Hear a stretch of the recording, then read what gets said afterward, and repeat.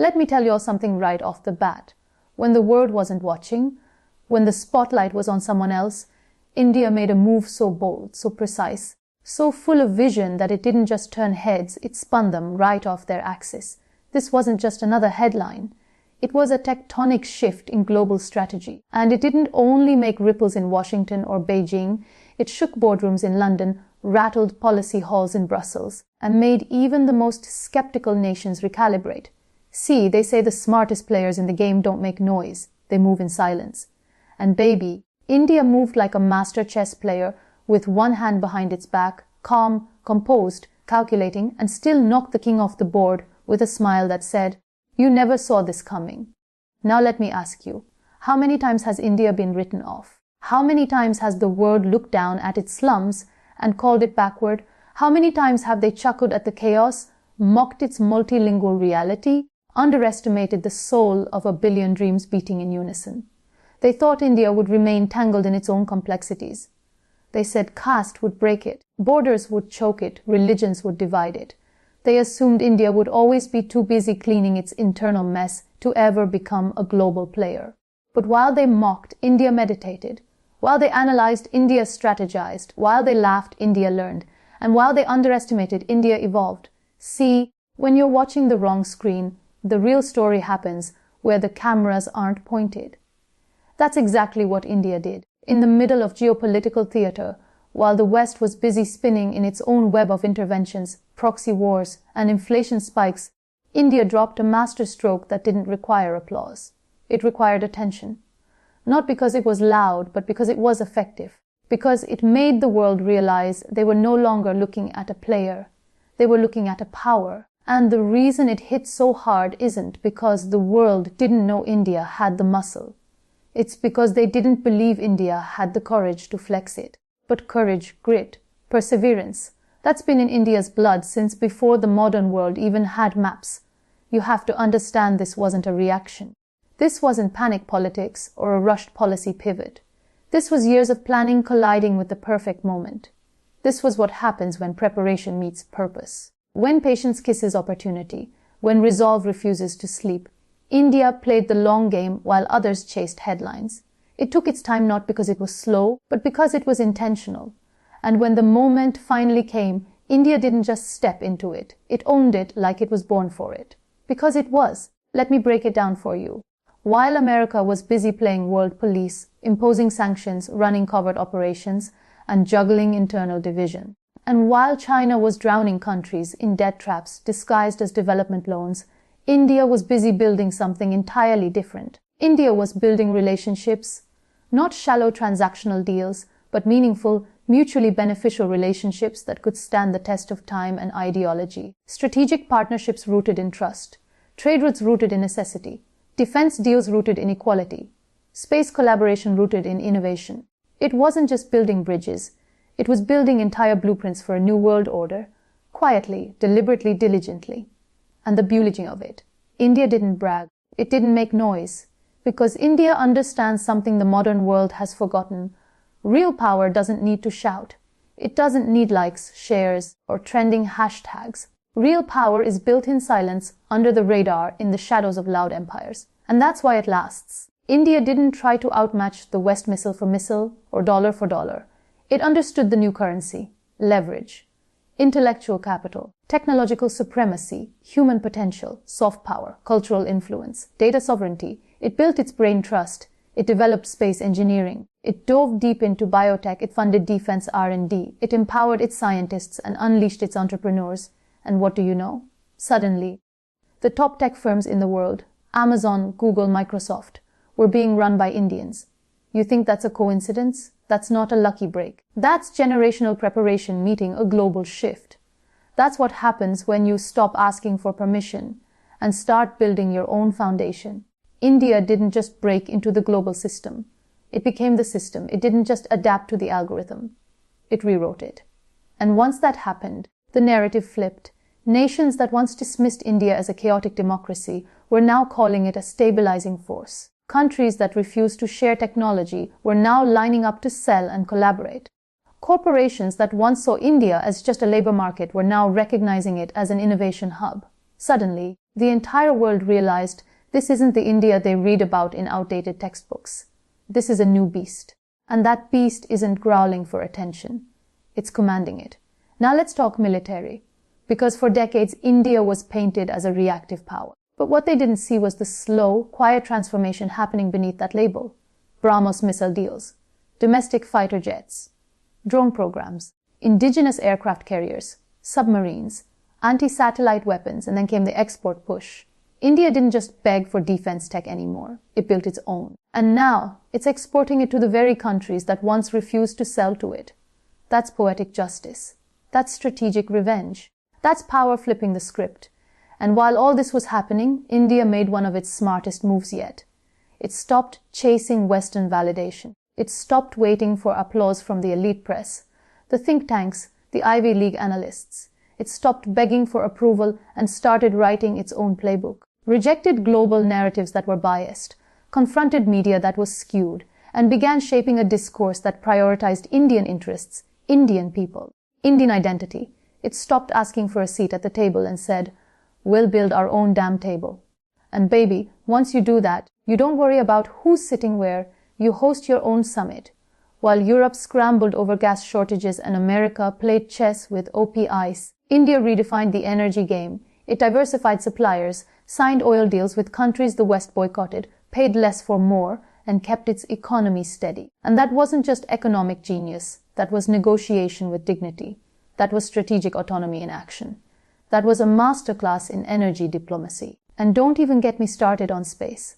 Because while the big names were spending billions to get to the moon, India did it on a budget smaller than some Hollywood films. Chandrayaan didn't just land on the moon. It landed India's flag on the map of nations with true cosmic ambition. That wasn't just scientific. It was symbolic. It declared to the world, we're not behind. We're just taking a different route. And sometimes the different road gets you further than the crowded one. But let's zoom out now. The move that shocked the world. It wasn't a flash in the pan. It was decades in the making. It was years of setbacks that became lessons. It was centuries of being underestimated that became fuel. It was a new mindset. A mindset not seeking charity but commanding respect. This isn't the India of the 90s begging for IMF loans. This isn't the India of the early 2000s waiting in line for trade approvals. This is a tiger, patient, focused, razor sharp, and now finally out of the cage. And when that tiger walks, the whole jungle listens. Some still mock, some still doubt. But to them I say, name one great power that rose without pain. America had its dark chapters. Europe had its wars and plagues. China had its revolutions and famines. And India had all that plus foreign occupation, partition, centuries of colonization. And still, it educated millions. Still, it launched moon missions. Still, it became the world's largest democracy. Still, it rose. That's not just resilience. That's legacy. That's legend. And India didn't rise by copying anyone else. It rose by being unapologetically itself. Diverse, vibrant, chaotic, unpredictable, emotional, soulful. That's the very essence of its magic. That's the chaos that births creativity. That's the madness that births innovation.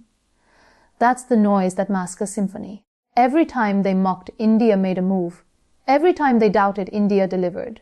And every time they looked away, India laid another brick in the foundation of its future.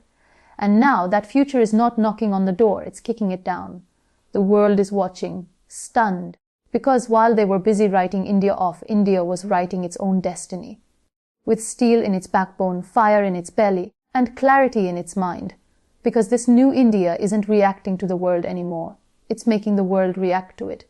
Look at the geopolitical chessboard today. The United States now needs India not as an optional partner, but as a strategic necessity to balance the aggression of China. Russia leans toward India not just because of history, but because of balance. The Middle East is turning to India not out of ideology, but because of India's consistent neutrality, steady diplomacy, and growing economic clout. Europe needs India's market. Africa looks to India as a development partner that won't exploit but uplift. Southeast Asia sees India not as a rival but as a cultural sibling. This isn't influence. This is gravitational pull. This is what happens when a country doesn't play by anyone else's rules and instead defines its own terms. And those terms are rooted not in dominance, but in self-respect. India's strength lies in what others called its weakness: complexity, chaos, contradictions. But those aren't flaws, those are assets. Because where the world sees fragmentation, India sees layers. Where the world sees noise, India hears harmony. Where others see a mess, India sees a mosaic. And only a civilization that thrives in complexity can build systems that last. Only a nation born in diversity can manage diplomacy in a world that's rapidly dividing. India didn't need to erase its identity to be accepted. It amplified it. And now that cultural identity is being exported. Bollywood isn't just entertainment anymore. It's soft power. Yoga isn't just exercise. It's a way of life that brings in millions in wellness tourism and positions India as a spiritual guide. Ayurveda is redefining health beyond pills. Indian cuisine, Indian festivals, Indian clothing, Indian design. These aren't just cultural exports, they're influence. And in a world searching for meaning beyond consumerism, India's ancient wisdom is now being seen as the missing piece. India's rise is also psychological. It's the shift from apologizing to asserting, from waiting to leading, from listening to telling. The country that once waited for IMF certificates and Western validations now writes its own economic playbook. Digital infrastructure like UPI, Aadhaar, and Jan Dhan wasn't imported. It was invented in India for India. And now it's being showcased globally as a model. Imagine this. Villages in remote parts of the country connected to real-time banking, digital health services, educational platforms. That's not just progress. That's transformation. While developed countries still struggle with fragmented systems, India built a digital spine that supports 1 billion people. That's the kind of leap that doesn't make headlines every day, but becomes history later. India's foreign policy has matured into something the world didn't expect, calm assertiveness. It's not aggressive, but it's immovable. It doesn't bark, but it doesn't back down either. When the West tried to isolate Russia, India didn't follow the script. It bought oil at a discount, managed to keep inflation in check, and didn't apologize for it. Because it was thinking of its people, not of PR. When tensions rose in global forums, India didn't just deliver speeches, it delivered logic, balance, and direction.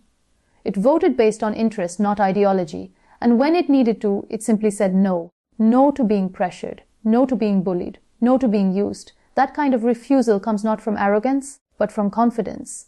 The kind that's built over decades of quiet growth. And you want to know the real game changer?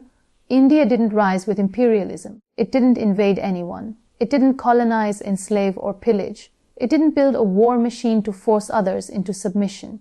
It rose through intellect, through innovation, through integrity. That's a rise the world isn't used to. Because in history, superpowers usually rise by crushing others. India's rising by elevating itself. And that makes it not just powerful, but admirable. Especially for countries in the global south that are now seeing India as the template, not the West, not China, but India. A country that rose without losing its soul. The old global order thrived on dependency. But India bet on self-reliance. Make in India wasn't just a slogan. It became a manufacturing revolution. From mobile phones to fighter jets, from vaccines to semiconductors, India is building what it used to buy. And it's doing it with scale and quality. That's why foreign companies are shifting their factories to India. That's why the world's supply chains are now being recalibrated. Because India is reliable. It's resilient. It's redefined what emerging economy actually means. And as other powers struggle with inflation, aging populations, political polarization, and labor shortages, India has something they don't: youth, energy, optimism, drive. Over half the population under 30, millions of engineers, creators, scientists, thinkers. This demographic dividend is not just a number. It's a revolution waiting to happen. But don't mistake this youth for naivety. Because this generation doesn't want to leave India to succeed. It wants to build India to succeed. Startups are booming. Unicorns are emerging. Investment is pouring in. And it's not just from outside, it's from within. This generation believes in Bharat. It doesn't see its culture as a burden. It sees it as a launch pad. It wears tradition with pride, and yet it codes in the latest AI languages. It performs classical dance while launching tech companies. That fusion of ancient and futuristic, that's the Indian advantage. Even in the international arena, India has done what no one expected. It became the voice of the voiceless. Vaccine Maitri wasn't just charity. It was soft power diplomacy at its finest. When rich countries hoarded vaccines, India sent them out. When disasters struck, India sent rescue teams, not rhetoric. When countries needed help without a lecture, India showed up with compassion. And that matters now more than ever, because in a world tired of coercion, India offers cooperation. And that cooperation comes with no strings attached. That's why India's influence feels more genuine, because it isn't just about deals, it's about dignity. Now look at how global media is shifting. For decades, India was covered through a lens of stereotypes: poverty, pollution, population. But today, even the biggest networks are being forced to shift their tone, because the reality is undeniable. You can't ignore a nation that's building billion-dollar startups every week. You can't mock a country that's landing on the moon's south pole. You can't dismiss a democracy that continues to thrive despite its diversity. The West, which once lectured India, now listens. The East, which once competed with India, now collaborates. The global South, which once waited for help, now looks to India for hope. This wasn't a PR miracle. This was a policy miracle. Years of careful groundwork, of building infrastructure, digitizing systems, deregulating industries, pushing reforms, and unleashing entrepreneurship. It's the long game, the hard game, the one with no shortcuts. And the most dangerous player is the one who plays long, because they don't panic, they prepare. They don't shout, they strike when ready. That's exactly what India has done. And this mindset didn't come from textbooks. It came from centuries of civilizational learning, from Vedas to space tech, from Upanishads to microchips, from temples to startups. India has always blended the material with the metaphysical. And that's what makes it unstoppable. Because when a country knows who it is, no one can tell it who to be. India is not just playing the game. It's redefining it. It's moving from the margins to the middle, from being seen as an option to being recognized as essential. And this isn't just about India alone. It's about every underdog, every underestimated voice, every nation told it's too chaotic, too poor, too divided to rise. India's story tells them otherwise. It tells them that you can rise with your own culture, your own systems, your own model. That you don't have to be Western to be modern. That your past isn't your anchor. It can be your engine. That sovereignty isn't just about territory. It's about thought. And when a nation becomes sovereign in thought, no superpower can colonize it again.